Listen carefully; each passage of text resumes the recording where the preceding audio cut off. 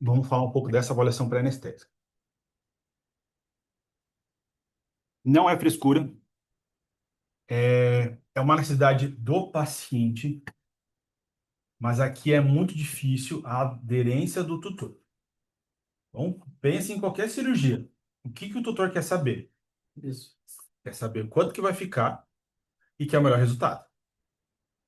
Não tem um serviço, não existe no mundo o melhor serviço pelo menor preço. Não existe. Tem. Não tem como você ter o melhor serviço pelo menor preço, tá? Só que o exame, o tutor não entende que é para o paciente, ele entende que é para você. Ou para você aumentar o ticket, ou para você ganhar um pouco mais, ou para você extorquir dinheiro, tá? Porque o outro lá não pediu. Isso que a gente mais ouve. Ah, por quê? Mas lá nem faz exame, meu amigo. Se abrace. Cada um com seus problemas. Então, essa é a comunicação que a equipe, não só o anestesista, a equipe tem que ter. Por que está pedindo esse exame? Porque é melhor para o paciente, é para a segurança dele. Porque assim, é porque o anestesista pede. A recepcionista fala, é porque o anestesista pediu. Entendeu? Aí parece uma coisa pessoal. O cirurgião vai falar, e o que que eu tenho a ver com isso? Ele que faça o exame dele. Eu não quero fazer o exame. Agora, quando você fala que é por a segurança do paciente, é o paciente que precisa do exame, aí ele começa. Sabe uma coisa que eu comecei a fechar bastante procedimento, além de não colocar limite, né? Sem esses exames mínimos, a gente não faz cirurgia? Ah, eu não tenho condição. Pois é. Vai ter que ver se mês que vem você consegue. Ah, mas ele precisa. Pois é, mas precisa do exame também. Tive que começar a criar essa casca. Parar de querer resolver o problema dos outros. Porque quando eu tenho os meus, ninguém quer resolver os meus, tá? Pro Vai dar mais advogado, próximo ainda, depois que é é. processado. Pro advogado sempre tem dinheiro. Mas pro exame nunca tem. Entendeu? Pro advogado nunca falta. Mas pro exame preparatório, Parcela no cartão. entendeu? Não tem como. Tá? Então, essa é uma coisa que a gente tem que se Tem colocar que ser nesse lugar também.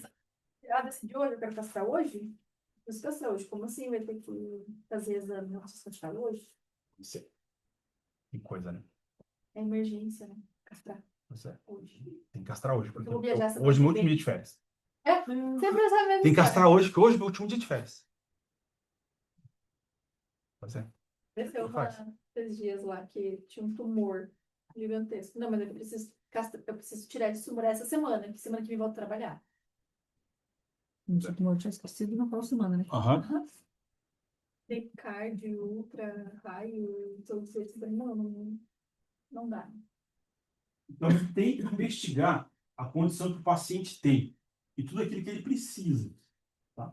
Então, a gente vai ter que fazer uma anamnese, fazer várias perguntas para entender todo o cenário do paciente, fazer o exame físico e fazer solicitação de exames. Tá? Depois, se certificar, fazer a classificação ASA e compreender a relação direta com a mortalidade pré-operatória.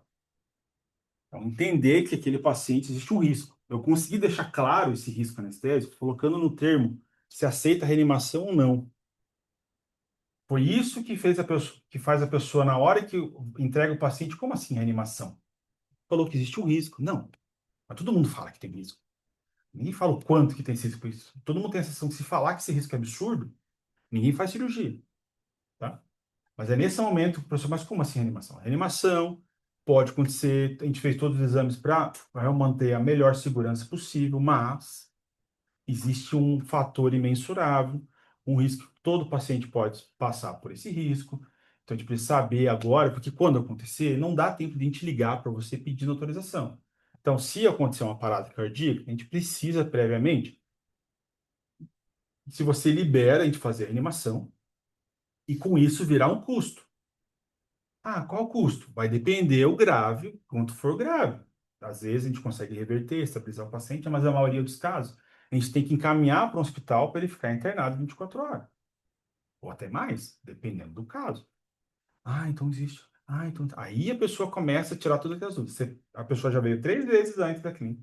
Toda vez foi falado sobre esse cuidado, mas é nesse momento de entregar o paciente, na hora de escolher o que marcar, que você nunca deixa o estagiário marcar para o tutor.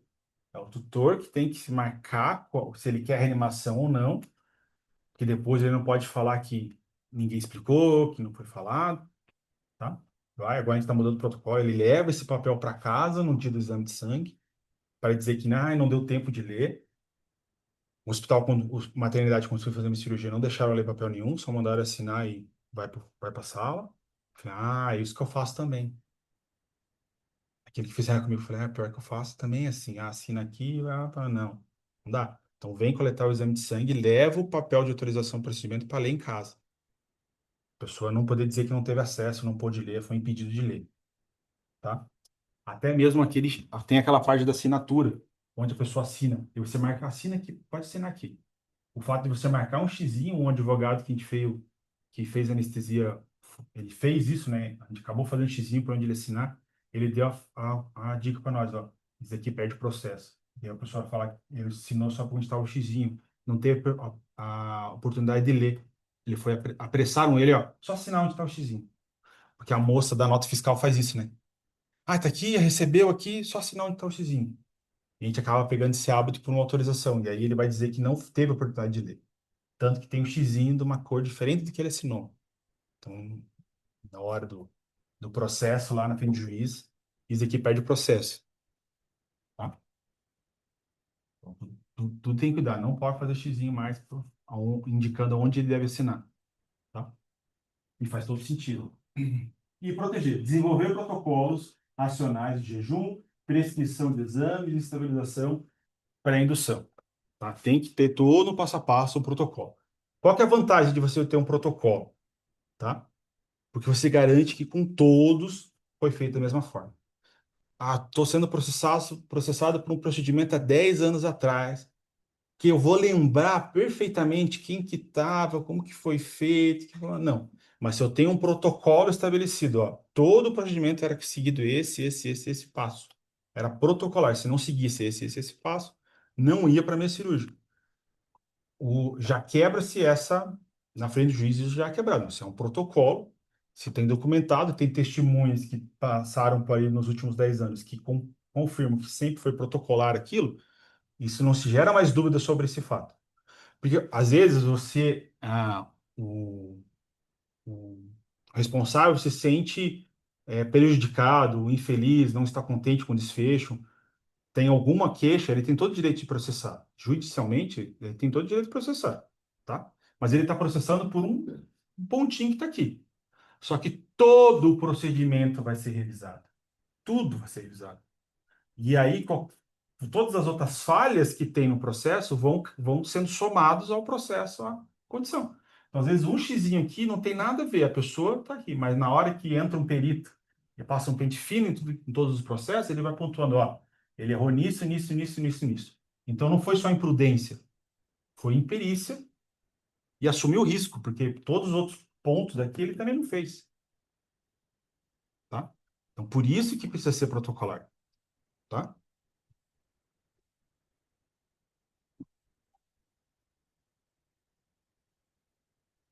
Às vezes, o pré-anestésico começa em casa.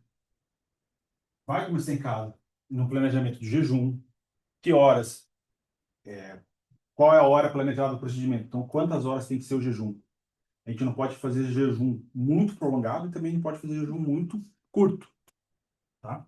Quais são os riscos de não fazer jejum? É broncoaspirar. No momento que você fizer a medicação, o paciente vomitar, você vai fazer a medicação em MPA. Para quê? Para ele ficar tranquilinho e dormir. Aí, nesse momento que ele vomita, ele não consegue cuspir, ele não consegue tossir.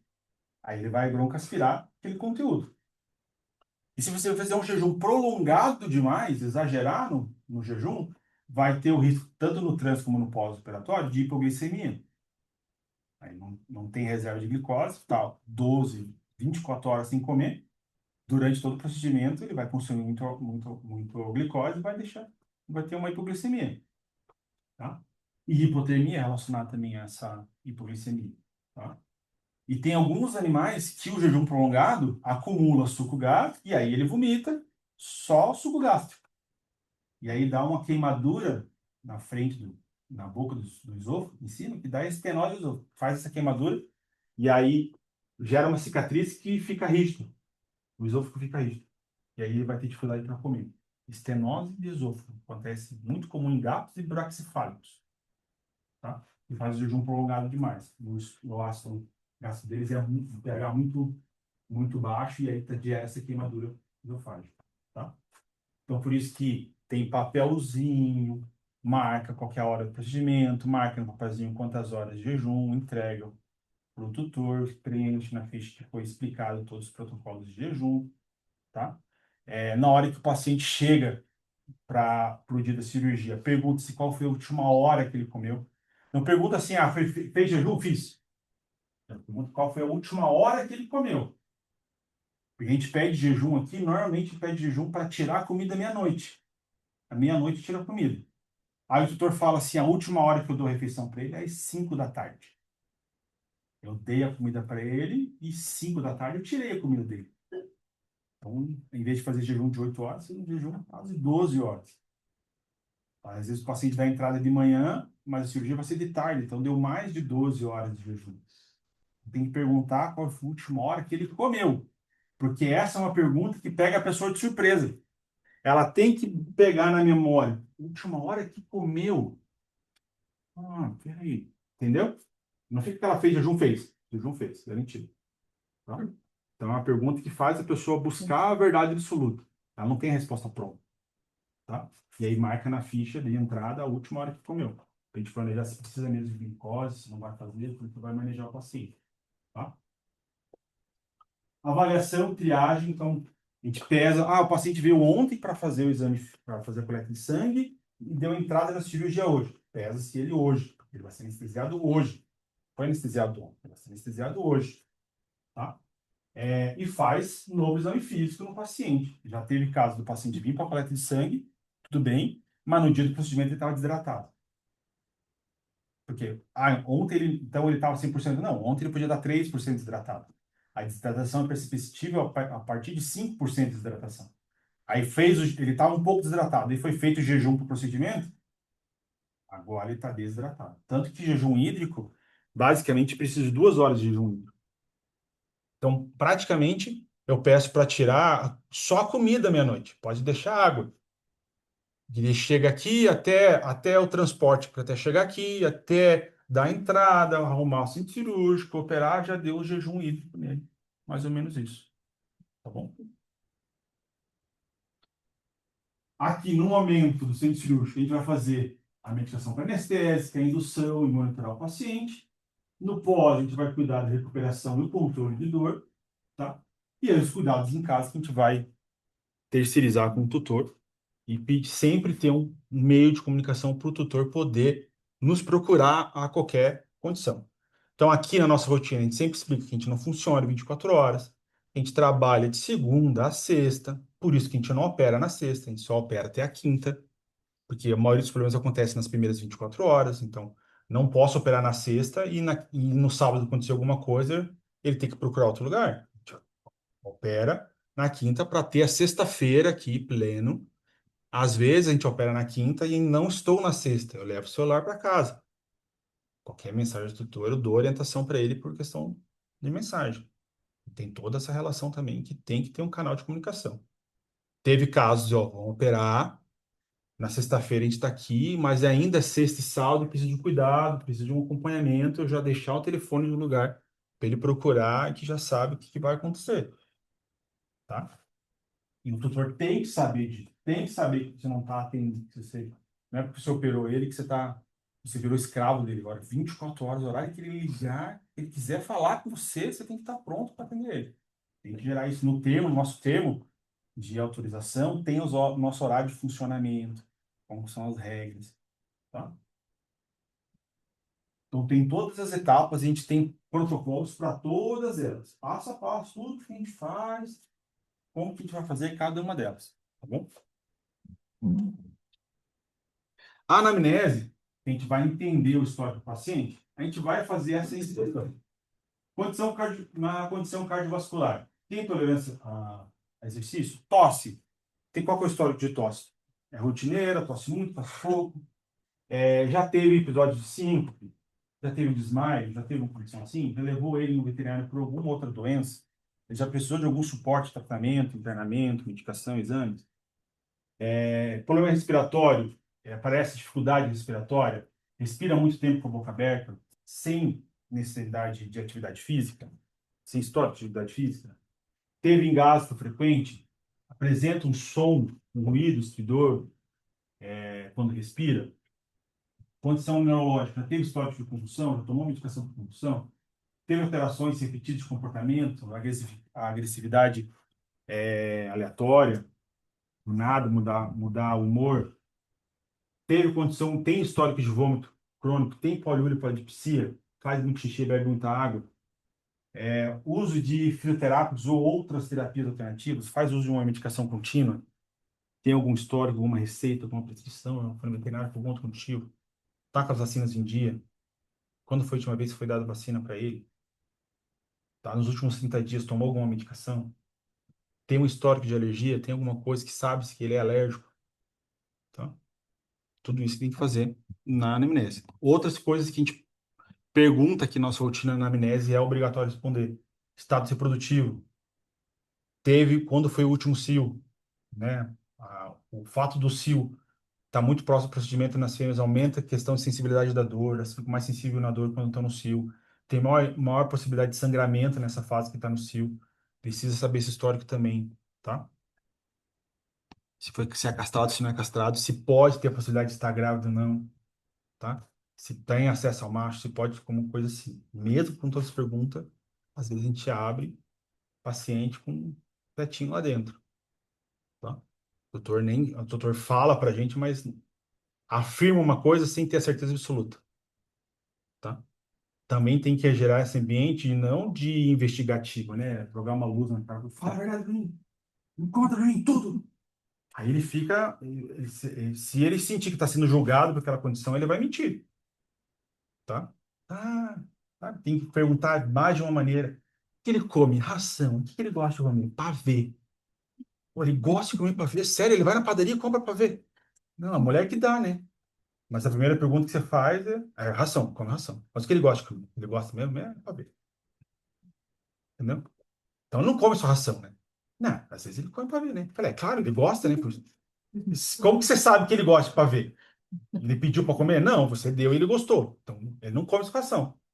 Então, às vezes, perguntar coisas de uma maneira diferente, porque a pessoa vai responder o que é socialmente aceito, né? É óbvio, né? Cachorro come ração.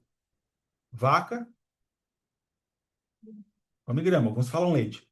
É, Coelho come cenoura. Não, não come cenoura, né?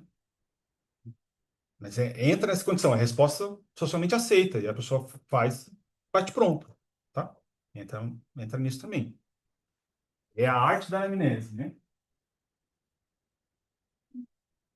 Medicamentos, se faz uso de medicamento contínuo, como, por exemplo, medicação para tireoide. Pacientes com hipotireoidismo, que tem alteração de tireoide, ou toma, por exemplo, fenobarbital. Fenobarbital é uma medicação para convulsão, mas ele diminui a quantidade de T4.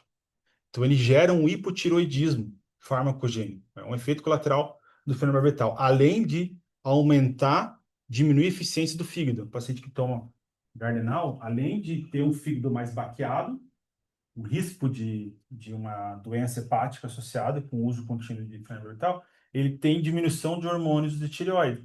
Então, ele tem um metabolismo mais lento. É um hipotireoidismo farmacológico. Então, às vezes, você vai fazer exame de T4 e T3, e T4 e T3 livre, vai vir hipotireoidismo, mas não é hipotireoidismo. É efeito por causa do fenobarbital. Então, esse paciente vai ter um metabolismo mais lento. Então, a tendência dele na anestesia é gerar mais bradicardia, mais hipotensão, porque ele já está com falta de hormônios que geram essa ativação do sistema fisiológico. Drogas de comportamento ansiolíticos. Então, a gente está evoluindo nessa fase de tarja preta em cães. Então, o comportamentista está tendo está tendo isso na pós de usar psicotrópicos nos animais. Então, precisa ver se ele faz uso dessas indicações de maneira contínua. Isso vai interferir na anestesia.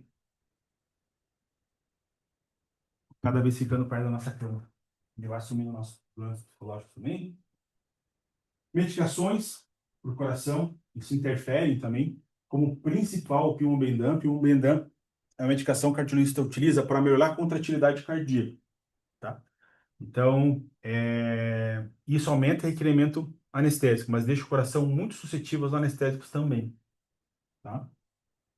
Tem medicação também para pressão, que por muito tempo é indicado retirar a medicação. O paciente que é hipertenso tem que parar de tomar a medicação, porque a medicação para hipertenso causa hipotensão.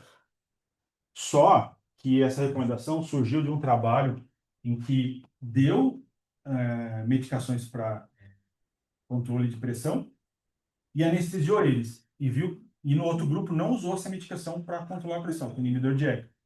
Percebeu-se que aquele grupo que tomou medicação para controlar a pressão teve mais hipotensão durante o procedimento anestésico. Então, a partir daí, recomendou-se a suspender a medicação antes do procedimento anestésico. Mas tem um erro nesse trabalho, que tanto o grupo que não tomou a medicação para controlar a pressão, como aquele que tomou, não tinham hipertensão. A pressão deles eram normais, eram normais de laboratório, eram beagles que não tinham problema cardíaco. Então, o que a gente vê no paciente que toma medicação para pressão, porque ele é hipertenso, mas a pressão dele está normal agora, eu não preciso tirar o inibidor de ECA. Mas eu tenho essa avaliação do anestesista contra um trabalho que todo mundo usa para suspender a medicação. Então, assim, é eu falando contra pesquisa científica. Você tem que entender o quanto que você tem a moral para falar isso. O que que eu faço? Passa se tem um cardiologista, ou refaz consulta com o cardiologista, conversa com o cardiologista, se ele indica suspensão ou não suspensão da medicação. Aí você tem uma segunda opinião, não é só você. Tem você, o cardiologista, falando para não tirar a medicação quanto um artigo. Aí você está mais protegido juridicamente. Tá? E pensando aquilo, fez tudo que podia ter sido feito. O animal morreu, tá? O jurídico vai bloquear também, ó, o Pablo não mandou parar a medicação. Aí, ó, tem um trabalho nos Estados Unidos que fala que é para parar a medicação e você cometeu um erro de não cortar essa medicação. Está propenso a isso, gente, tá? Mesmo fazendo tudo certo, a gente está propenso a gerar a situação. Então, nem toda a nossa tomada de decisão é exclusivamente técnica. A gente tem que pensar na proteção jurídica também. Já já a galera de grandes vai chegar também a esse risco jurídico. Não é só em pequenos, não. Já já chega lá na parte de grandes também. Tá bom? E tem coisas que a gente vai suspender o procedimento. Aqui, esse hipertensivo inibidor de ECA, né? Hoje, o que a gente tem de literatura é suspender a medicação. Um dia antes do procedimento. Tá bom? Mas o que que vai te garantir que não precisa essa condição? É fazer o exame pré-operatório, fazer exame físico, mensurar a pressão dele com medicação, ver que a medicação está normal, que a pressão dele está normal com medicação, entender que essa parte de hipertensão não está dando sinais clínicos para ele está totalmente normal, equilibrado com essa medicação. Tudo isso documentado te dá segurança e um cardiologista falando para você, não precisa, que ele está compensado com a medicação. Aí você fala, não precisa parar a medicação. Não precisa, tá? Mas aí tem que ter também embasamento, tem que ter essa segurança, ter essa documentação que mostra que o paciente estava bem, por isso não justificou a retirada, tá bom? Porque a literatura mesmo fala para tirar, tá? Aqui, anticoagulante. Olhar a suspensão dias antes, o risco hemorrágico elevado do paciente. Tá? Se o paciente, por algum motivo, toma anticoagulante, ele tem que suspender antes da cirurgia, senão ele vai ter hemorragia durante ou pós-operatório, tá? O exame físico, a gente tem que ter essa avaliação, tá? Mensurar TPC, coloração de mucosa, avaliar com esse paciente acordado, sem efeito de nenhuma medicação, entender a frequência cardíaca dele, auscultar, né? Se ele tem uma alteração respiratória, se ele tem um pulmão limpo, auscultar os 5 pontos de um lado, 5 pontos do outro em relação à respiração, tá? Entender se o paciente tem um pulso forte, se o paciente tem um pulso fraco, como que isso está acontecendo. Se todo batimento cardíaco gera um pulso periférico. Isso é uma avaliação que a gente vai fazer no exame físico, tá bom? E de preferência, nesse momento, mensurar a pressão. O que acontece? Bem no começo, nas primeiras anestesias, eu acabava seguindo muito a literatura, né? Embasava muito para essa condição. Só que com isso, eu estou anestesiando o livro, né? Eu não estou anestesiando o paciente. Então, a partir do momento que eu entendi que o exame físico vai me mostrar qual que é a frequência ideal dele, qual que é o pulso normal para ele, qual que é a respiração normal para ele, isso vira a minha régua no momento da anestesia. O que é uma anestesia perfeita para mim? Que os valores, com ele acordado, sem nenhum anestésico, mantenham-se os mesmos durante a anestesia, ele anestesiado sem sentir dor. Isso é uma anestesia hemodinamicamente perfeita. Os mesmos valores que ele tem acordado é o que eu vou manter durante a anestesia, com ele dormindo sem sentir dor. Essa é uma anestesia que eu posso considerar perfeita. Tá? Não é fácil, não é simples. E a melhor maneira de você conseguir fazer isso é fazendo bloqueio locorregional. Sem bloqueio locorregional, é quase impossível você conseguir fazer essa anestesia perfeita. Consegue entender? Então, o que que a gente vai entender como taquicardia? Porque a taquicardia eu tenho que controlar. Quanto maior a frequência cardíaca, menor espaço entre um ciclo cardíaco e o outro. Então, o que a gente tem no ciclo cardíaco? A gente tem a sístole e a diástole. A sístole é muito rápida e a diástole é lenta. Quando tem a frequência cardíaca, o que piora muito é o tempo da diástole. Encurta-se o tempo da diástole, porque o tempo da sístole não muda. O tempo da sístole vai ser a mesma. Quando aumenta a frequência cardíaca, o que diminui entre um ciclo cardíaco e o outro é o tempo da diástole. E a diástole é o momento que o coração enche de sangue. E na hora da diástole é onde as coronárias do músculo cardíaco são oxigenadas. Quando tem um ataque cardíaco, eu tenho diminuição do preenchimento de sangue. Então, com isso, diminuição do sangue ejetado. Todo mundo está acompanhando? Está todo mundo na mesma pira?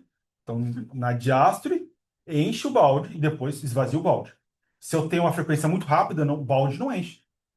Em vez de eu jogar na sístole do balde inteiro, eu vou jogar metadinha. Compensa? Ele se compensa porque aumentou a frequência. Então, a quantidade de sangue que está sendo entregue, basicamente é a mesma. Onde está o prejuízo? No músculo cardíaco. Porque é na diástole que o sangue percorre o músculo cardíaco. Aí eu vou começar a ter um déficit de oxigênio no músculo cardíaco. Então, a frequência cardíaca, vai gerar uma arritmia e vai morrer. Vai parar o coração. Tá? Aí o que aconteceu? Foi cãibra no coração. Porque você consumiu todo o oxigênio que tinha dentro dele, não permitiu a troca de oxigênio, e aí ele teve uma arritmia, descompensou, teve a cãibra, contração involuntária, fora do tempo, aí vai dar uma alteração no eletrocardiograma e o coração vai parar. Esse tipo de parada cardíaca é muito difícil de reversão. Porque eu vou ter que tirar todo aquele sangue cheio de CO2 dentro do músculo cardíaco, encher com sangue oxigenado, tudo isso na mão daí, pegando no tranco. Tá? Então, por isso que a taquicardia é muito grave. A gente está batendo o coração, tá bem, graças a Deus. Mas não posso tolerar esse contexto. Então, se a frequência cardíaca subir durante a anestesia, eu aumento um pouco o oxigênio e tento entender o que está acontecendo.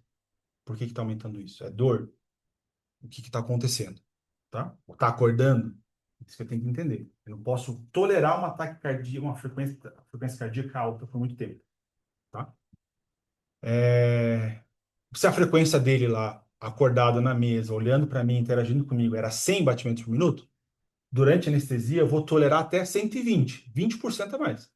Se chegar a 130, eu já tenho que baixar essa frequência, tenho que corrigir o que está acontecendo. Tá? E o mesmo vale para menos. Se a frequência dele era 100 e durante a anestesia baixou de 80, ele está ficando muito bradicárdio. Eu tenho que reverter, aumentar essa frequência, tenho que entender o que está acontecendo com ele. Esse é individuador mesmo? Ataque, sim. Ataque é prejuízo do dor. A BRAD é normalmente excesso de anestésio. Tá? Sobrando anestésico com analgésico. Estou exagerando, tô pesando a mão. Tá? Com isso, também vai interferir a pressão. Né? Então, a mesma coisa vai valer na pressão. Imagine se um paciente acordado, bem, sem sintomas, ali na mesa do consultório, a pressão normal dele é 180 na sistólica. Se eu manter durante a anestesia 120, ele está hipotenso. Corre-se um risco de ter algum prejuízo. Não é assim matemático esse risco, tá? Por quê? Porque ele também está consumindo menos oxigênio, eu estou ofertando mais oxigênio, eu estou hidratando ele, eu tenho coisas que eu faço anestesia que vão deixar um pouco mais estabilizado, tá? Mas se for uma anestesia longa, eu já não posso deixar ele a 120 a pressão. Tem que deixar a pressão ali 130, tá? Porque ele está acostumado com uma pressão mais alta. Às vezes ele está acostumado com uma pressão mais alta porque ele é vasoconstrito e o coração dele bate fraco. Bate, mas não.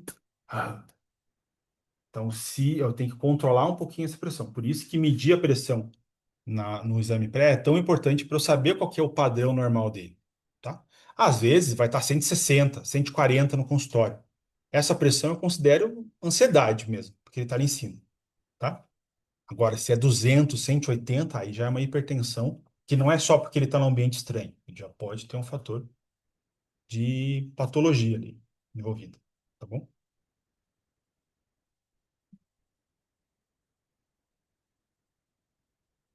A avaliação neurológica que a gente faz nesse exame pré-operatório é o nível de consciência do paciente. É entender se ele está conectado com a realidade ou se ele está já com a diminuição da consciência. Então, essa avaliação que a gente faz. A avaliação mais rápida é aquele que a gente usa na ficha clínica ali, o AVDN. Então, se ele está ativo, se responde apenas a estímulo verbal, se ele responde a estímulo doloroso, só se mexe quando a gente belisca ele, ou não responde a nenhum estímulo, tá? É isso que eu tenho que entender qual que é o normal da condição do paciente, tá? Existe uma outra avaliação, que é a avaliação de Glasgow para nível de consciência. Que aí ele vai fazer várias avaliações do paciente e entender se ele está em um risco de coma ou se ele está consciente, tá? Aí eu tenho a Glasgow de dor, eu tenho a Glasgow neurológica. Eu tenho duas tabelas de Glasgow, tá bom? Que são utilizados em momentos diferentes, tá? Quem gosta de série de pronto-socorro, aquela Glasgow 13, Glasgow 12, né? O nível de consciência, ele tá no momento da ocorrência, tá? Mostra se tem um risco traumático, se ele tem um coma induzido ou se ele está baixo risco, tá bom? E avaliar a condição global do nosso paciente, hidratação, temperatura, né? Se realmente parece um paciente saudável ou se parece um paciente doente. Esse feeling também, de tanto fazer exame físico, você começar a entender o que, que é um paciente bem, o que, que não é um paciente mais ou menos, tá bom? Às vezes o paciente está com todo o exame normal, mas se fala, tem alguma coisa que tem algo muito estranho. Esse gato não podia ser tão magro assim. Os exames estão tudo bem, mas ele, sabe, espelho arrepiado, os olhos esbugalhados, e não tem alguma coisa errada nele aí. Tá? O que está acontecendo com esse paciente? Os exames dele, o exame físico dele está normal porque ele está transbordando o copo. Na hora da anestesia, esse copo transborda. Tá? Então, nesse paciente que liga esse alerta, que tem que pedir mais exame, tem que acompanhar, tem que entender a prioridade da cirurgia, se realmente a cirurgia é tão importante. Sim, sim, a gente remarca a cirurgia para entender o que está acontecendo com esse paciente, tá bom? Uhum. E a condição de índice corporal, tá? Essa daqui, para mim, é a coisa mais difícil, assim, porque eu sou péssimo em olhômetro. Eu tenho que usar número, tá? E a escala de score corporal, ele é meio olhômetro. Cada animal tem o seu jeito. E aí, tanto é olhômetro que um dá uma nota 7, outro dá uma nota 8. Tá? Então, cada um também não é um padrão dentro de uma consulta, todo mundo dá mesmo score corporal. Sempre fica meio na dúvida. Tá? E o que isso, anestesista, interfere? Que a gente não anestesia massa gorda, a gente anestesia massa magra. Você tem um paciente de 10 quilos com score 8, eu não vou fazer a conta para 10 quilos, senão vai sobrar anestésico para ele. Tinha que fazer a conta para menos, mas o quanto a menos? É olhômetro, entendeu? Isso que me pega na questão de não tem o trabalho que fala, se é escala 7 eu uso 5% a menos de anestésico. Se é escala 8 eu uso 15% a menos. Não tem essa conta matemática perfeita. É no olhômetro, tá? O que que eu faço? Eu tenho minha dose mais baixa, minha dose mais alta. No gordinho eu uso a dose mais baixa ainda, tá? Eu faço, vocês vão ver no momento de indução, eu faço dose e efeito. Eu uso o mínimo necessário para todos. Então, com isso, eu controlo um pouco essa condição. O MPA é meio chato, assim, de fazer essa condição, tá? Tem animal magro que você faz, ele chapa. Tem outro animal que você usa, parece que não foi feito nada. Então, eu não consigo reduzir tanto a dose no MPA, tá? Vocês vão ver que, às vezes, a gente acaba utilizando nesses gordinhos o reversor, muitas vezes, vocês vão entender alguns protocolos que vocês vão aprender, tá? Aí, eu não reduzo tanta dose porque eu tenho a carta na manga que é um reversor. Se ele tiver demorando muito para acordar, usa o reversor e resolveu o problema, tá bom? Mas isso pesa muito, pesa, piadinho. E isso acaba ficando muito importante para cirurgias muito longas. Aí sim, aí o negócio desengangrena muito. No gordinho ele vai sofrer, tá? Por quê? Porque na cirurgia longa ele vai perder temperatura. Todo paciente perde temperatura. O gordinho também vai perder. Qual é a diferença no pós-operatório? Que o gordinho é mais difícil de esquentar. Não, não é mais fácil, não, é mais difícil. Ele tem um isopor aqui no voz dele, isolando o corpo dele. Na hora que você faz a cirurgia dele, você abre e expõe as vísceras. Aí a temperatura sai. Mas na hora de esquentar, você fecha, né? E aí você tem que esquentar o isopor para o isopor esquentar ele. Então é um isolante térmico, tá? Ele demora para perder, mas também demora para recuperar. Como que a gente faz isso? Esquenta soro, põe soro quente dentro da cavidade, se é uma cirurgia aberta, para tentar deixar lá mais quentinho e já vai hidratar um pouco mais. E aí você fica tentando esquentar ele de fora. Se perder esse feeling, se perder essa noção ali, o animal acaba ficando hipotérmico e demora mais tempo para recuperar ele. Se demora para aquecer ele, demora para ele voltar à consciência, para ele excretar fármaco, o metabolismo dele cai. A noradrenalina, a adrenalina e a atropina endógena que o corpo utiliza só funciona a partir de 35 graus Celsius. Se ele está com baixo de 35, ele não consegue fazer vasoconstrição, ele não consegue fazer taquicardia, ele perde todos os fatores de compensação endógenos. Então, perder temperatura é aquilo que faz a estatística lá de óbitos não pode acontecer mais. Vai perguntar? Não, tá. Então, pergunta. Por que que o reversor não é usado, tipo, toda cirurgia? Tipo, terminou a cirurgia, faz reversor. Na verdade, porque o reversor é o mesmo valor do anestésico, então tem um custo, isso tem que estar planejado na anestesia. E nem toda medicação tem reversor, tá? Mas se passou o tempo de recuperação, se a recuperação está ficando muito, muito demorada no padrão, tem que ser usado o reversor. Mas tem algum risco, tipo, fisiológico, assim, tipo... Tem efeito colateral. O reversor pode gerar uma queda de pressão, queda de frequência cardíaca. Vai ter um momento ali da do reversor que vai bagunçar um pouco, mas ele não é duradouro. Então ele compensa o efeito colateral do anestésico. Então eu tô tendo efeito colateral do anestésico, daí eu faço o reversor, ele piora um pouquinho, mas depois ele melhora. Então, dependendo da situação, compensa. que- Não é o ideal, mas compensa. É, quando eu participei aqui, algumas vezes a gente deu glicose, tipo, para ajudar a voltar um pouco mais rápido. É. Só que volta devagar, só que volta rápido. O É. reversor, tipo, volta. Uhum. É porque aquela condição assim, um dos motivos de perder consciência, da consciência não voltar no pós-operatório, um deles pode ser hipoglicemia, né? Então a gente acaba lá, pergunta a hora, mas às vezes não está totalmente correto. A gente não mensura a glicose o tempo inteiro, né? Então a gente, nessa vontade de despertar, testamos primeiro a glicose. Realmente, por quê? Porque se eu tiro o reversor para ele acordar, se eu faço o reversor para ele acordar, eu perco a analgesia da medicação também. A medicação está deixando ele dormir. Se eu tiro essa medicação de jogada, eu tiro a analgesia que ele provoca também. Então aí eu vou tirar ele, mas eu posso o paciente acordar rápido, mas acordar com dor daí, entendeu? Então, por isso que tem que ir por partes, assim. A temperatura está subindo, não está acordando, então faz a glicose. Ah, não está acordando ainda, não é esse o problema, daí faz o reversor, tá?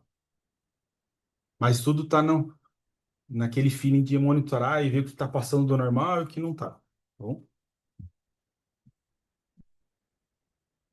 E aqui a gente chega nessa condição do risco anestésico, tá? A classificação ASA, ela é uma classificação que já vem da medicina, da anestesia humana, e a gente traz ela para a realidade da medicina veterinária. Vão ter algumas tabelas, são um pouco diferentes umas das outras, mas eu vou explicar para vocês como que eu interpreto elas de maneira mais assertiva.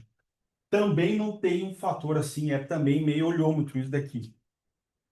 O que acontece? Não existe uma escala que a gente pode dizer assim, que, nossa, é 100% assertivo. Por quê? Porque a gente pega o paciente, pega os dados do paciente, mostra para o anestesista, ele dá uma nota. Ele dá um risco anestésico. E o outro pode dar outro risco anestésico. Tá? As extremidades do risco anestésico, o que é o paciente asa 1 e o que é o paciente asa 5, ninguém questiona. Então, todo mundo vai concordar que é a mesma coisa. Mas agora, no meio, uns falam que é um pouco maior, um pouco menor o risco, outros falam que o risco é um pouco maior. É esse meio que deixa um pouco confuso, assim, não é bem padronizado. Tem trabalhos que mostram, assim, essa avaliação. Vários pacientes para anestesista, pegam, tipo, ó, 20 pacientes, o anestesista dá o risco anestésico deles. Aí faz para outro anestesista, ele acaba dando diferença de nota, tá?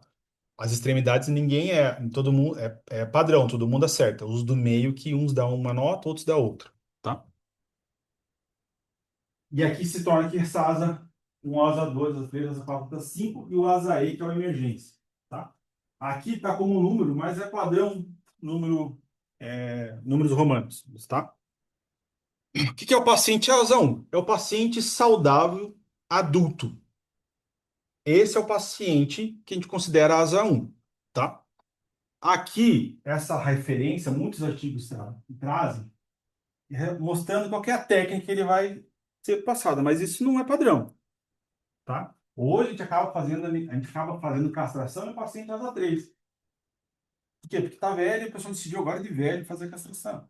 O paciente tem outros problemas. Então não é o procedimento cirúrgico, é o estado clínico dele, tá? Essa interpretação falha em relação à tabela. Eu não acho certo os exemplos serem o procedimento cirúrgico, mas eu tenho que colocar a base de referência. Vocês vão encontrar essas tabelas por aí, tá? Tem procedimento, castração eletiva, procedimento odontológico, por exemplo, a gente faz retirada de carne, paciente asa 4, cardiopata, tá? Não é o ideal, mas a gente tem que fazer. Faz profilaxia dentária, paciente diabético descompensado, para a glicose dele normalizar, tem que fazer a retirada de tártaro, porque um processo inflamatório interfere na resposta da insulina. Então a gente tem que fazer a retirada de tártaro no paciente que está tomando insulina e não está conseguindo corrigir a glicemia, tá? Então não é porque é odontologia que é a asa 1. A asa está relacionada à avaliação do paciente, tá? Não da técnica cirúrgica, porque senão seria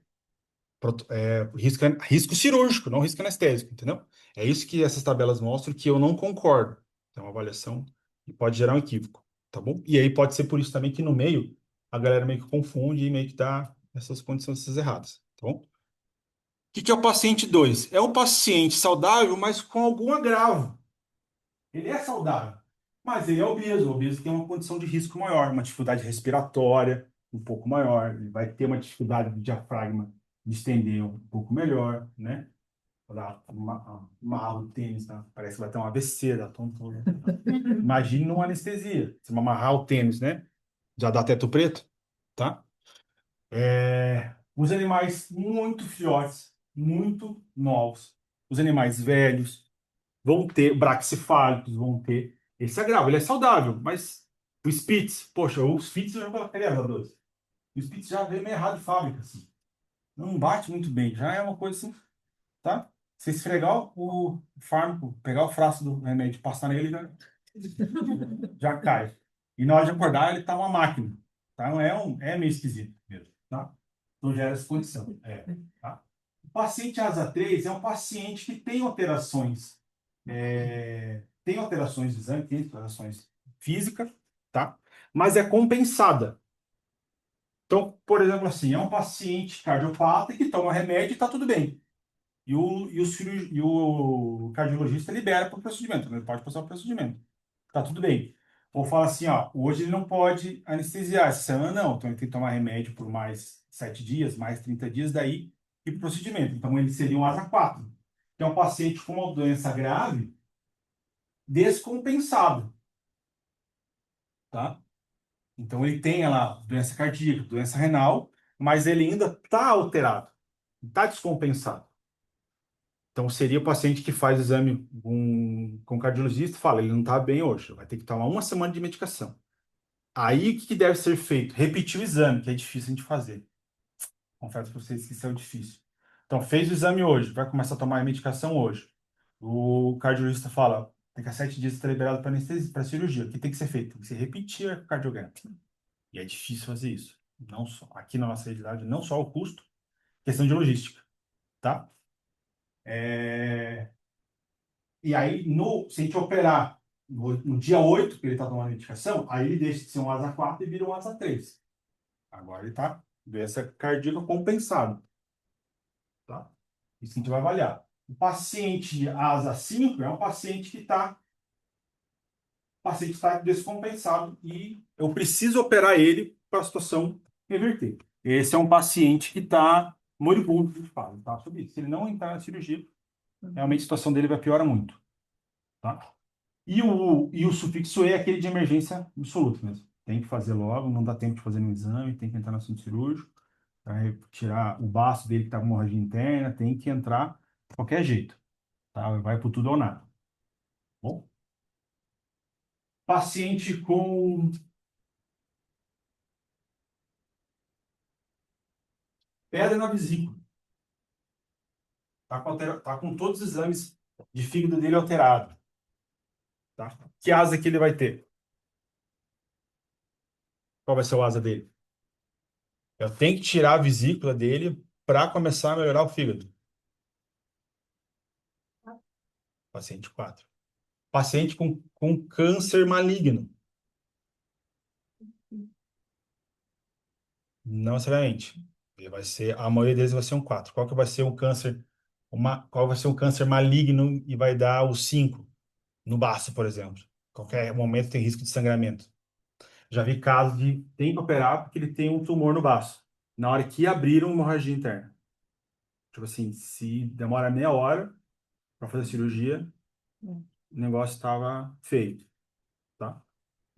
Então aí seria um 5, né? Assim, ó, tem que fazer cirurgia o quanto antes porque o baço dele está gigantesco e o risco de hemorragia a qualquer momento, tá? Tumor benigno, asa 3, tá? Todo paciente que tem um tumor maligno, ele é descompensado, porque é maligno, pô. É descompensado. Não tem como estabilizar um tumor maligno. A estabilização do tumor maligno que é retirada dele e quimioterapia. Tá? Bom, ali vai ser um asa 4. Tá? Então, entrar nessa avaliação de risco. Tá? Paciente com lesão de coluna, fratura de coluna. Não.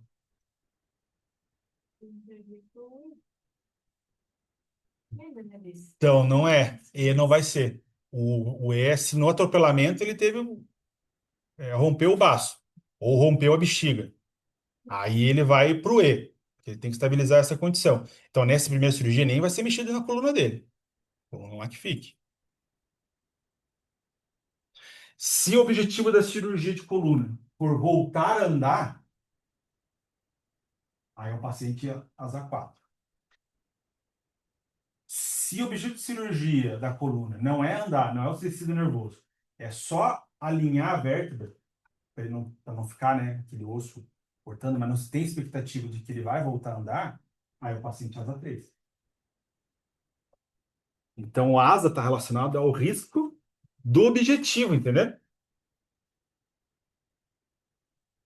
A técnica vai ser praticamente a mesma coisa, cirurgia praticamente a mesma coisa, mas as expectativas são outras, tá? Porque aqui, esse paciente aqui, para recuperar, voltar a andar, eu tenho que pôr ele na mesa em mais ou menos 24 horas. Se eu demorar 24 horas para botar ele na mesa, ele não anda mais. Em 24 horas ele tem que dar entrada no hospital, não vai acabar a bateria.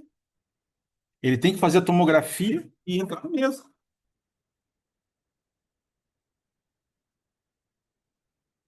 Tem que entender, tem que fazer o raio-x para saber que ele está com fratura, tem que ver o neurologista, fazer a tomografia e entrar na mesa cirúrgica em 24 horas. Aí o risco é outra coisa, o risco é maior. A minha interpretação, não estou falando que é uma verdade absoluta. Se fosse o atropelamento para trás, coluna, e se eu não soubesse que ele teria uma hemorragia, alguma coisa, aí ele passaria por ele. Ou não. Assim, Se fosse um atropelamento para trás, coluna, mas fora isso, talvez teria mais alguma coisa. é que daí, por exemplo, assim, ó, se ele tem uma perna quebrada, mas a bexiga rompeu. Tem fratura no quadril, mas a bexiga dele está estourada lá dentro. Vai fazer uma cirurgia para a bexiga. Depois, outro procedimento vai ser feito ao quadril. Tá? Daí pode ter outra recuperação. Tem uma cirurgia para resolver o problema agora, mas a cirurgia ortopédica vai ser mais para frente. Assim que é feito. Tá? Assim, em ser humano também. Então, para a primeira cirurgia vai ser. Aí, para outra cirurgia já pode ser o 3. Tá? Teve um paciente, um dos primeiros pacientes, sim, que entrou na minha estatística de óbito foi um paciente, sim, atropelado. Aí eu fiz a avaliação, ele tinha hemorragia abdominal interna. A gente foi operar ele, quando tava fechando, ele tava descompensando, descompensando, descompensando, e morreu. E eu, mas que diacho, tava tudo bem, na hora de fechar os pontos, não sei o que, era em Yorkshire. Bem pequenininho. E aí eu fiquei encasquetado, fiz uma punção do tórax, hemorragia torácica também. Rompeu um vaso dentro do tórax, e aí, quando ele começou a melhorar, que daí parou a hemorragia abdominal, é como se tava tendo hemorragia nos dois. Quando parou a hemorragia abdominal, o sangue começou a sair tudo no tórax. E já tinha saído bastante sangue. E aí o negócio descompensou de vez e foi. Então, assim, na hora eu falei, putz, comi bola. Mas depois, raciocinando, não, foi quando a gente estancou o cano maior, o buraco maior começou a sair num buraco menor. Daí descompensou. Não tinha até então, não tinha alteração de imagem no tórax daí. Aconteceu durante a anestesia que começou a hemorragia no tórax. Tá? E aí não tinha como prever. E aqui muda com relação à mortalidade com questão dos ASAs, tá? Asa 1 e asa 2 vai ter um risco muito menor histórico de óbito do que os ASA 3 e asa 4. Tem centro cirúrgico que só opera asa 3 e asa 4. Tá? Centro cirúrgico de alto custo de operação. Tem centro cirúrgico que não quer fazer castração. Castração ganha muito pouco, que ele ganha mesmo cirurgia complexa. Então, tem centro cirúrgico que faz orçamento de castração R$ 1.000 e poucos. Por quê? Porque a hora do meu centro cirúrgico é muito cara. Eu parar tudo que eu estou fazendo para castrar um cachorro, castrar uma gata, tem que ser pelo menos por muito tempo. Porque ali eu faço cirurgia oftálmica, faço cirurgia de coluna, faço raio-x, radiografia, cirurgia intracraniana, faço cirurgia renal. Para fazer castração, esse cirúrgico para mim é muito caro. Já peguei orçamento de R$ 1.000 e pouco numa castração. Falei, meu Deus, o que eu ia gastar de R$ 1.000? Eu fazer o quê? Um fio de ouro. Aí no começo eu fiquei, não tem como gastar R$ 1.000 numa cirurgia, numa castração. Depois eu entendi. É o custo do centro cirúrgico. Tá? Vai ter que pegar uma hora. Tem que pegar um momento da cirurgia que não tenha cirurgias mais caras para poder fazer. E aí perde-se dinheiro. Tá? Hoje, na medicina humana, uma gestão que é muito difícil para o hospital é o custo do centro cirúrgico. Porque o centro cirúrgico, o custo dele é 24 horas. O tempo está correndo e ele está gastando. Está tendo um custo. Mas ele não funciona 24 horas. Né? Então, 4, 6 horas de funcionamento do centro cirúrgico tem que pagar as 24 horas do centro cirúrgico daquele dia. Então, isso é muito caro. Então, assim, para vocês entenderem isso na humana, na medicina veterinária, a gente tem muitos centros cirúrgicos que são lentos. É muito centro cirúrgico. Então, tá todo mundo perdendo dinheiro. Tá? Porque tem mais centro cirúrgico que paciente. Então, tem gente que opera dia sim, dia não. Tem gente que opera uma vez na semana e tem centro cirúrgico. Investimentos em centro cirúrgico, todos praticamente a mesma coisa. Tá?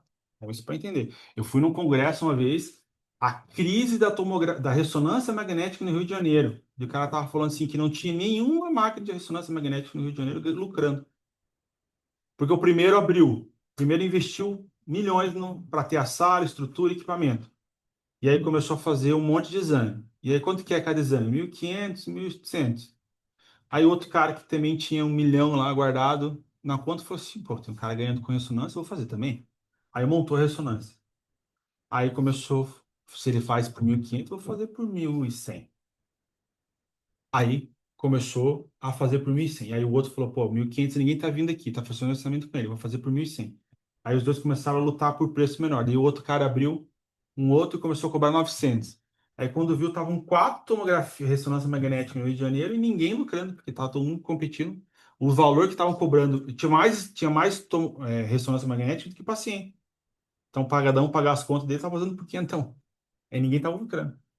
Imagina, de um congresso, o tema é a crise da ressonância magnética no Rio de Janeiro. Porque um fica vendo o dinheiro que o outro está ganhando, né? E acaba, no zoião, acaba investindo também e todo mundo perde. É mais ou menos isso que acontece aqui em São Bento com o centro cirúrgico. Questão de jejum, tá? Aí, historicamente, a gente tem essa condição de 12 a 16 horas de jejum, tá? Essa diretriz da Associação Americana de Hospitais de Animais gera um consenso em anestesia, e ele gera um jejum otimizado e abreviado o menos possível. Quanto menos tempo a gente conseguir jogar esse jejum, é mais interessante para o nosso paciente. Então ele coloca, suspendendo no máximo de 2 a 3 horas em média questão de cirurgia. Vai depender de onde é a cirurgia e do tamanho do paciente, tá? Então, por exemplo, em filhotes, praticamente a gente não faz jejum. Não faz jejum. O tempo que ele ficar que ele dá uma entrada até ele ir para o centro cirúrgico já é o que basta para ele, porque o risco de hipoglicemia dele é muito grande. O esvaziamento gástrico dele é muito rápido, ele é muito pequenininho, tem pouca comida, ele tem um metabolismo muito acelerado, então o trânsito intestinal dele é muito grande, muito rápido. Então isso vai gerar um risco maior para ele. Também vale para os animais muito pequenininhos, tá bom? E Spitz alemão aí, a pessoa vende filhote 45 dias, a pessoa já, o criador já dá um leite condensado pro tutor já. Se ele ficar algumas horas sem comer, ele já tem convulsão de hipoglicemia, tem um metabolismo muito acelerado. Já viram isso? Então tem tutor que vende, o criador já vende pizza alemão, já dá uma leite condensado para ir tomando no caminho já, que qualquer coisinha ele já fica hipoglicêmico, tá? Então por isso que o animal muito pequenininho não pode, praticamente não se faz jejum, tá? Então a gente tem que ter um cuidado maior na hora que ele anestesia, na hora que ele dorme, eu já tenho que ficar monitorando para ele não broncoaspirar, qualquer coisinha, a chance maior de vomitar é maior, tá? Então, os neonatos pediátricos, né, tem maior risco de hipoglicemia. Então, de 1 a 2 horas, é o máximo, é praticamente que ele fica dentro do hospital para esperar o procedimento, tá? Então, não se faz em casa. Pacientes diabéticos, né, requer planejamento metabólico rigoroso. Então, o jejum é ajustado em sintonia com o momento que é feita a insulina, tá? E nunca aplicar a dose total de insulina quando o paciente está em jejum. Então, aí já é um desafio metabólico maior, tá? E em ruminantes, a gente tem um jejum longo obrigatório, tá? De 24 a 48 horas. Por quê? Porque ele tem um rumo, né? Ele fica ruminando por muito tempo, tá? E o hídrico de 2 a 24 horas. E quando anestesia, o ruminante tem um problema de ele produzir muita saliva e ele não deglute. Então, toda aquela saliva que ele fica produzindo tem que escorrer pela boca. Se erguer um pouquinho a cabeça, vai tudo para o pulmão. E a chance de ele regurgitar é muito grande, de voltar a conteúdo ruminal acaba sendo muito grande. Então, o monitoramento com via aérea de ruminante é muito importante. Mesmo fazendo o jejum certinho, tem muito risco, tá? O paciente tem alteração no exame físico, a gente vai avaliar que ele é um asa 2 para baixo. Se não tem exame físico, está tudo bem, a gente vai considerar praticamente o paciente asa 1, tá? Sendo assim, não existe um idoso asa 1. Então, ele já parte do asa 2, tá bom? Tá. Qual que é o problema disso? Tá? É porque através da avaliação do paciente que a gente vai solicitar exames, beleza? Para a gente poder esclarecer tudo que o paciente tem, tá? A gente tem um problema, questão de saúde, que juridicamente todos nós estamos errados. Não só veterinário, médico também. Todos nós estamos errados, tá? Então isso acabou criando uma cultura que o que eu falo não interessa. O que interessa é o resultado do exame. Então, ele está saudável. Tá? Tem trabalho que mostra assim, ó. Pegou-se todo históricos de anestesia, pacientes que passaram por anestesia. Pegaram todos os históricos, só omitiram o exame de sangue. Então pegaram lá vários anestesistas e colocaram vários pacientes para cada um anestesista fazer um protocolo anestésico para cada paciente, tá? Sem os exames de sangue, sem os exames complementares, só com o exame físico, histórico e procedimento. Peso, raça, tudo, espécie, beleza. Aí os anestesistas montaram o protocolo anestésico. Agora deram-se os exames. Aí ele vê o exame e vê o protocolo que ele montou sem conhecimento dos exames, tá? A taxa de alteração do protocolo anestésico foi quase zero. Não houve relevância estatística. Então, assim, sem os exames de sangue, sem todos os exames, não só o exame de sangue, o protocolo anestésico não teve alteração. Então, por que que se pede exame de sangue? Por que se pede os exames? Se com eles não há mudança de protocolo anestésico. Houve uma mudança de protocolo 0,2% e uma mudança e cancelar a cirurgia. Não, deu 1,6% e cancelar a cirurgia 0,2, 0,6, alguma coisa assim. Uma condição muito baixa, tá? E aí questionou-se, esse artigo questionou-se por que que pede exame então? E se o exame não muda o protocolo? Mas o exame tem várias condições. E na nossa realidade brasileira, está naquela condição que ninguém vai no médico para saber a opinião do médico. A gente só vai no médico porque a gente precisa dele para fazer o exame. Então, assim, se eu ao escutar um paciente falar, ó, ele tem problema cardíaco, sopro, relacionado a essa área do coração, ele tem uma arritmia, potencial de alteração, assim, se eu no exame físico descrever toda a doença dele, eu não consigo provar que ele tem essa doença. Aí tem que passar por um cardiologista. Só vale o documento do exame, tá? Então só vale o documento do exame de sangue, é isso que vale. O que para mim não faz sentido é porque o exame também é passivo de erro. O exame físico, todo mundo questiona o erro. Mas o erro do exame, ninguém questiona o erro do exame. Ninguém questiona se o cardiologista sabe fazer aquele diagnóstico de maneira correta.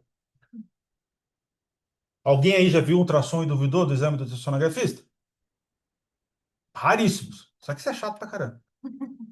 Entendeu? Mas entendem como que é esse sentido? Como se o ultrassonografista não fosse um ser humano. Não é passivo de erro do exame, entendeu? Então, isso é uma coisa que na saúde como um geral é um problema, tá? E aí a gente tem que entender também esse cenário. Não basta eu dizer que tem sopro cardíaco, que ele tem um potencial cardíaco. Eu tenho que provar que ele pode passar pelo procedimento. E aí vem a solicitação de exame, tá? E arrumei briga no Instagram, foi que saiu o que aconteceu? Era uma clínica mesmo, fez castração, e aí o paciente passou mal no pós-operatório, se eu não me engano, teve uma hemorragia interna, e aí a tutora levou no hospital. E aí o hospital refez a cirurgia, identificou a hemorragia interna, refez a cirurgia, estabilizou o paciente, e eu acho que o paciente morreu no pós-operatório, da segunda cirurgia. E aí a primeira clínica foi processada para ressarcir todos os custos, para devolver o dinheiro da cirurgia, foi gasta lá, pagar os custos do outro hospital e ressarcir o tutor, o responsável agora, não é mais tutor, o responsável por danos morais, emocionais e tudo mais. E aí passou por um perito. O juiz pediu um perito, tá? E aí o perito deu as avaliações dele, fez toda a avaliação dele. E bem na matéria estava escrito que falou ainda as palavras do juiz, do magistrado. Eu não vou lembrar bem certinho as palavras dele, mas ele falou que, além do erro que ele cometeu na cirurgia, entendendo que levou à segunda cirurgia foi o erro da primeira cirurgia, então, além da imperícia, houve o agravo da imprudência, porque submeter um paciente ao procedimento cirúrgico sem exame com cardiologista e exame de sangue. Não questiono a condição de erro médico, mas quem é o juiz para dizer que esses exames são obrigatórios? Ou se teria condição de talvez arcar. E se foi aceito ou se não foi aceito, isso aí já é outro problema. Mas, isso é um problema muito grave. Mas quem é ele para dizer que esses exames eram obrigatórios? Se nem os trabalhos científicos mostram que faria diferença. Entendeu? Então, assim, a gente discute, que estudamos isso, discutimos o quanto é importante o exame para o procedimento em si, ou quanto não protege. Muitas vezes eu peço exame por proteção jurídica. Não para mudar protocolo, para entender. Às vezes me surpreendo. Pô, nossa, o paciente era mais grave do que eu imaginei. Ótimo, ainda bem que fiz exame. Mas é raro as situações que eu me surpreendo com o laudo do cardiologista ou que isso vai mudar meu protocolo. Muito difícil, tá? Eu já trabalhei em local que a solicitação de exame era jurídica. Não faz nesse ambiente nenhuma cirurgia se não for com esse exame. Então não tem critério nenhum clínico. É um critério jurídico. Por quê? Porque é ali que o seguro paga, é ali que a situação é garantida. Então tem outros motivos, não apenas clínico. O motivo jurídico às vezes pode ser uma coisa mais pesada também, tá? Mas aquela munição, a fala do advogado, porque eu nem acredito que o perito afirmou isso. O perito deu o relatório dele e o juiz considerou que, como não foi feito exame pré-operatório, eles assumiram risco também. Mas não bate isso, tá? Uma coisa que não dá para fazer em hipótese alguma, se eu quando eu falar sobre os anestésicos, vocês vão entender, mas se eu quero fazer anestesia intravenous total, quero usar o Propofol como o hipnótico, o anestésico principal, não tem como botar ele na mesa cirúrgica sem fazer pelo menos um hemograma, tá? E aí, quando eu falar de Propofol, vocês vão entender isso. Então, assim, não tem como botar um paciente na mesa sem um hemograma. Não somente pelo Propofol, mas é ali que eu vou saber se ele tem oxigenação, se ele tem tecido sanguíneo capaz de promover a oxigenação. Porque não adianta dar oxigênio 100% se ele está anêmico. Não adianta, não tem como esse oxigênio transportar, tá? Em alguns casos, né, a gente precisa do perfil renal completo, do perfil hepático, eletrólitos para uma condição, tá? Então, todos esses exames nos ajudam a entender, esclarecer melhor. Trabalhei numa clínica de oncologia, não como médico veterinário, mas como enfermeiro, e uma política que vi lá, eu usei pro resto da minha vida, que eu não cobro acima do exame de sangue. Então, se o laboratório cobra 115, o tutor paga direto para o laboratório, porque eu quero lucrar com a cirurgia.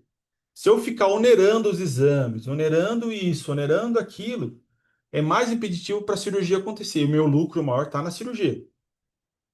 Então, eu deixo os custos do exame pré-operatório mais barato possível para ele fechar o orçamento onde eu lucro, que é com a cirurgia. Ah, então você acha errado cobrar mais o exame? Não, porque tem gente que cobra mais caro os exames e parcela tudo.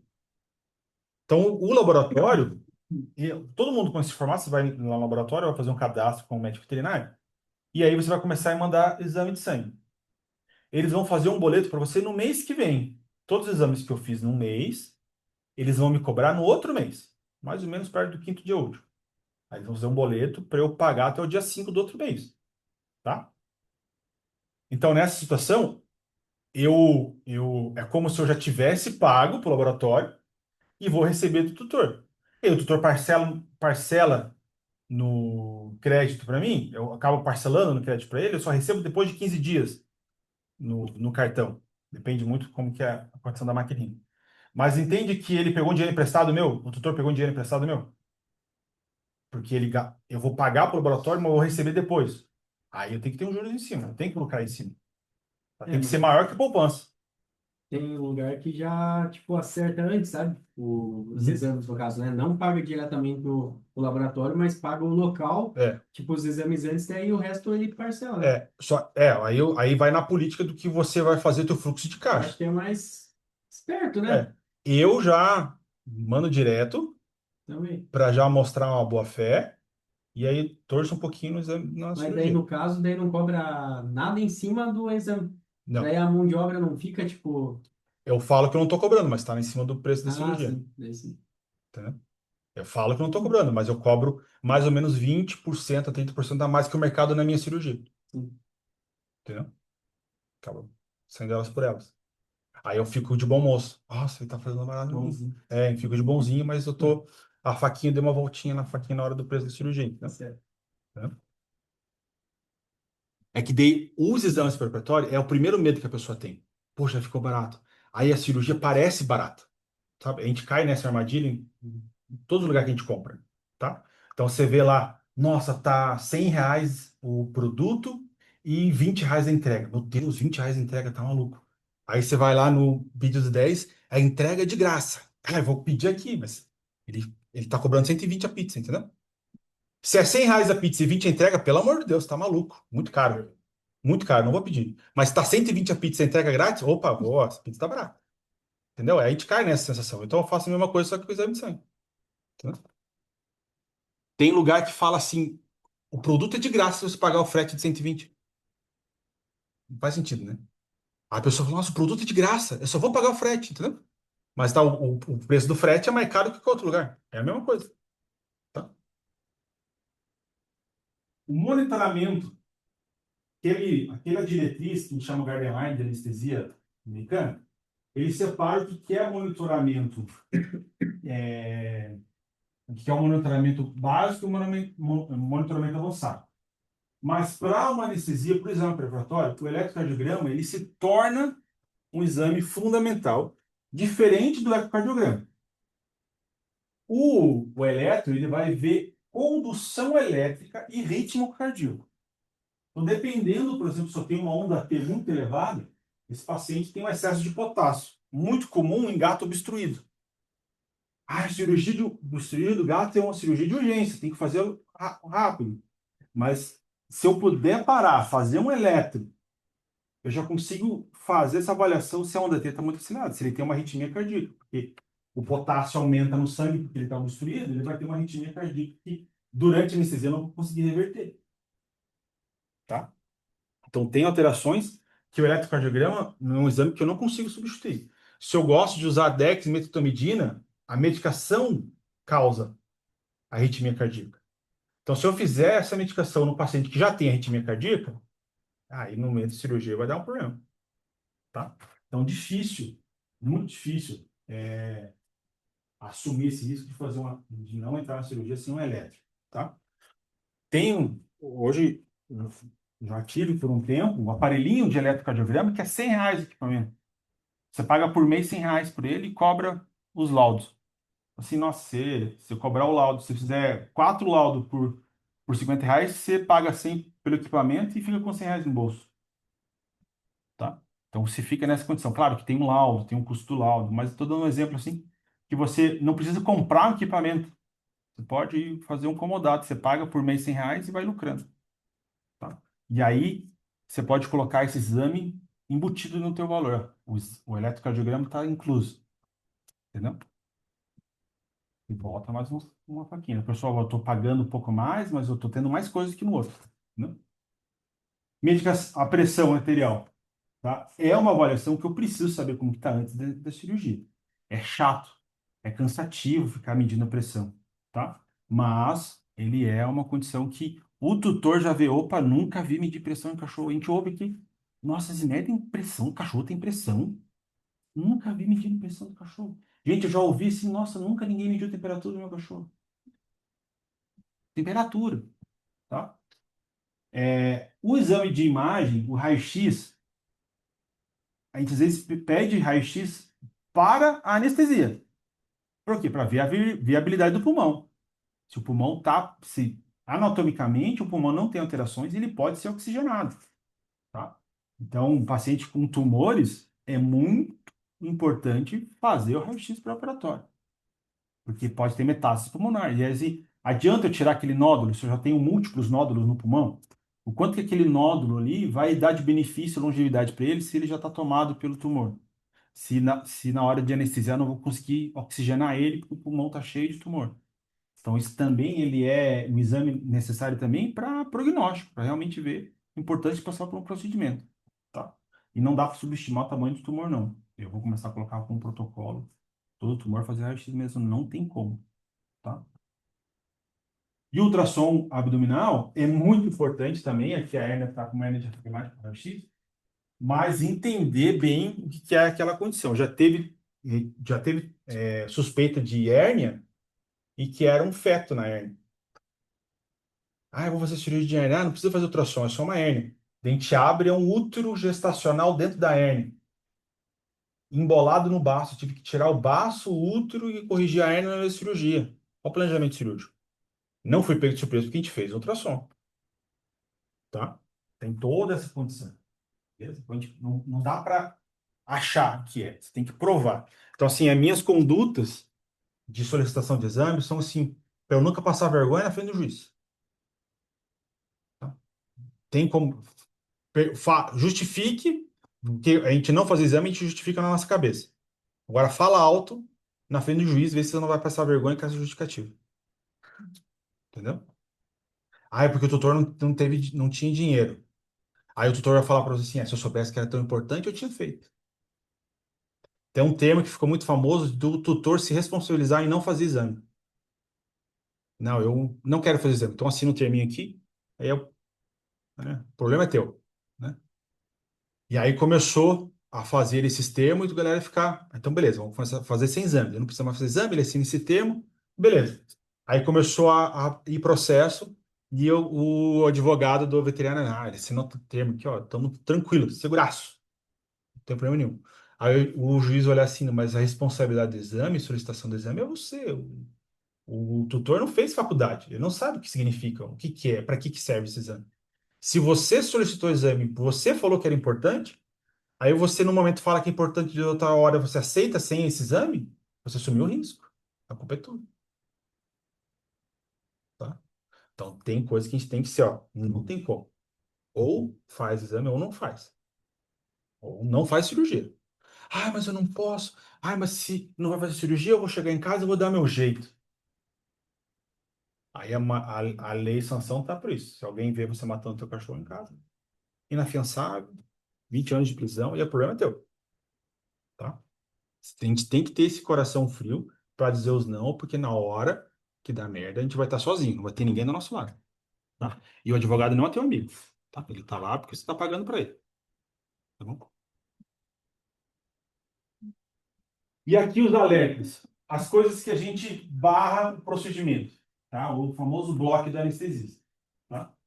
Arritmias ventriculares malignas. A gente vai fazer eletrocardiograma, a gente tem arritmias ventriculares totalmente alteradas. Isso é uma condição que a gente precisa do colega cardiologista para trilhar como vai fazer essa anestesia da maneira mais segura possível.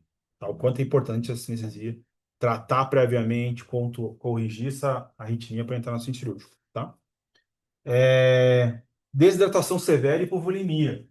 Não faz sentido não ter tempo para fazer um fluidoterapia e entrar em anestesia com o paciente desidratado. Ah, eu vou hidratando ele durante o procedimento. Não dá para fazer assim. Tem que hidratar primeiro para daí anestesiar. Tá? E é uma questão assim, 1 hora de fluidoterapia eu já consigo corrigir muita coisa. Tá bom?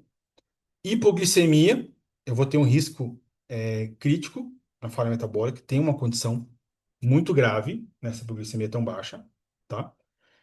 E distúrbios eletrolíticos, como a questão do potássio, é uma condição de muito risco, tá? Diz que esse é a maior mortalidade de gato destruído, tá? Por causa desse aumento do potássio. Tá?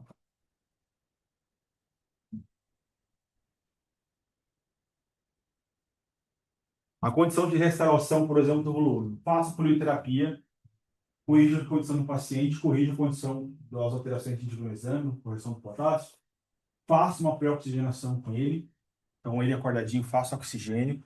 Aí, eu avalio o tratamento de dor, acompanho a situação do paciente, faço analgésico para ele e vou fazer estabilização. Então, a fase pré-anestésica não é só exame e avaliação do paciente. A fase pré-anestésica é desde o momento de indicação do procedimento até o momento antes de você aplicar o primeiro fármaco no paciente, o primeiro sedativo no paciente, que a gente vai chamar de MPA daí. Mas até esse momento, até você aplicar MPA, você está na fase pré-anestésica, tá bom? Então já teve condição de estar tudo certo, tá tudo certo. Na hora de pegar o cachorro na baia, o paciente entrar no cio, começar a sangrar. Cancela, não fazemos castração em paciente no cio. Cancela a situação, agora só daqui a 20 dias. Tá? Já teve situação, o paciente tem uma diarreia com sangue. Nesse momento de que entrou na clínica até o momento de começar o exame físico, o paciente tem uma diarreia com sangue. Tem alguma coisa no histórico? A diarreia com sangue, algum motivo do procedimento? Tem algum agravante por isso? Tem alguma condição? Não, não tem. Surgiu agora. totalmente novidade, surpresa, ninguém esperava essa diarreia com sangue. Então, cancela a cirurgia. Por que ele está tendo diarreia com sangue agora? Tá? Porque tudo que acontecer depois da cirurgia já não é cuidado, é justificativo. Ah, mas é porque ele estava com diarreia com sangue, ninguém informou, aconteceu aqui. Então, tudo que você falar depois da cirurgia não é aviso, não é informação, não é cuidado, é justificativo. E quem se justifica, tá errado. Então, por isso, até mesmo em problema, em briga, em condição com o tutor, você nunca deve justificar para o tutor. Ah, mas veja bem, o que eu fiz assim, não. Você tem que se justificar na frente do juiz. Para o tutor, você nunca justifica. Para o tutor, tudo protocolo. Foi dessa forma, a gente fez o melhor possível e é assim que a gente pôde o desfecho e evoluiu para um desfecho ruim, mas não devido às nossas condutas. Se tiver que justificar, se justifique apenas na frente de um juiz. Então, tudo que acontecer depois que a merda acontecer é justificativo. Tá? Então, barrou, barrou. Ah, é chato, ai, é meu último dia, não vou mais poder fazer aquilo. Se a pessoa te der um problema nesse momento, se quando você fala o não, quando você remarca, quando você tem o zelo pelo animal, e a pessoa te enche o saco por causa disso, você fala, imagine se tivesse dado merda. O que que essa pessoa ia fazer depois? Entendeu? É simples, é bem fácil na situação. Se você está tendo o maior cuidado com o paciente e ele está azedando com você, imagine se tivesse acontecido algo pior. Se tivesse acontecido algum problema. Tá? Aí você pensa, ó, pepino que eu me livrei. Então, que tem a lei de Murphy, né? Se tiver uma chance para dar errado, essa chance é 100%. Não importa a possibilidade. Se tem uma chance para dar zica, é aí que vai acontecer a zica. Tá bom? É com o cachorro do médico, é com o cachorro do advogado. Do juiz, né? Nossa, vai dar zica. Aham. Tá bom? Ô, professor, Diga. mas o senhor cobra as vacinas para fazer cirurgia? Por exemplo, tipo, ter todas as vacinas em dia? Depende da indicação da cirurgia. Pro procedimento em si, não muda nada. O Então, que que vai mudar? Por exemplo, assim, ó, eu tenho que fazer uma cirurgia e está no meio do processo vacinal. Ele está tomando vacina, mas vai ter que ser feita cirurgia agora. Então, entender que vai interferir na imunidade. Vai ter que, depois da cirurgia, repetir a vacinação. assim. Então, tem que entender o que que ele Aí, vai quando o cachorro interferir. não tem vacina, ele pode fazer cirurgia normal. Pode fazer Porque eu cirurgia normal. sempre tinha escutado dessa parte de imunidade mesmo, sabe? Ah, durante a cirurgia é bom ter, tipo, fazer as vacinas antes de fazer a cirurgia, sabe? O que que isso garante de segurança? De que ele não tem uma doença incubada durante a anestesia. Sim. Se o paciente tiver uma doença incubada durante a anestesia, no pós-operatório ele vai manifestar, tá? Porque toda cirurgia causa uma queda da imunidade. Tá? Então, por exemplo, assim, ó, tem que esperar o processo vacinal completo, 21 dias depois da última vacina do protocolo, aí eu posso operar ele, tá? E depois que eu tirar os pontos, eu tenho que esperar 21 dias para daí poder vacinar ele. Essa é a condição. Se ele tomou a primeira dose, tomou a segunda dose, e agora eu vou operar, depois eu vou ter que repetir as vacinas anteriores. Dando um exemplo assim, tá? Eu acho que as clínicas também elas fazem isso por garantir. Ah, tinha um cachorro com sinomose aqui, vai vir um cachorro sem vacina, me pega sinomose, alguma Aí coisa é aqui. questão sanitária. Né? O pessoal acha que. Eu acho que essa Eu questão também sempre, deles exigir. quando eu Eu vendi, acho que é isso quando eu também. vendi, Eu já atendi aqui, a cadela foi para fazer cesárea, e quando voltaram para casa, os filhotes estavam com sinomose, a mãe estava com sinomose, e o macho que ficou em casa pegou sinomose. Então, assim, é um ambiente contaminado. Isso aí não é uma fatalidade, é uma condição assim, que não tem como. O vírus está lá. Todo animal que passa por lá, o vírus vai pegar o vírus. Aí é um problema. Daí é um problema sanitário grave. Sim. Entendeu? Por isso que essa não pode ser justificativa, entendeu? Eu tenho o vírus aqui, eu tenho esse cuidado. Não pode. Entende essa condição de contaminação? Tá, eu não faço anestesia, eu não faço castração em paciente que não tem todas as vacinas, porque eu tenho internação de sinomose. Mas, pô, que coisa é essa? internação. Ué, Tem tem um isolamento, isolamento, né? O animal de sinomose não vai ter contato com isso daí. É um ambiente, né, descontrolado. Leve muito veterinário. Falou, não, a gente não faz para não pegar sinomose ali dentro.